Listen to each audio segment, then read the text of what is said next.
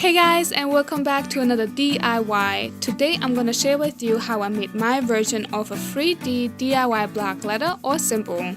So let's get started. Start by tracing your template to your cardboard, then cut it out. You will need to end up with two cardboard shapes.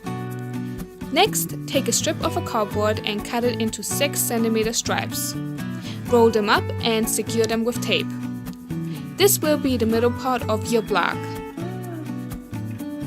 Then you can go ahead and glue everything together. So while everything is drying up, you can go ahead and cut out your adhesive foil.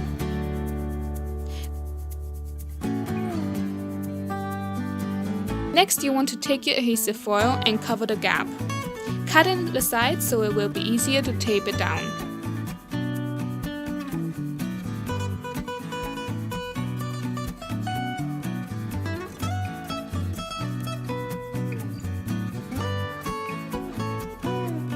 To finish it up, take your adhesive foil to cover the cardboard.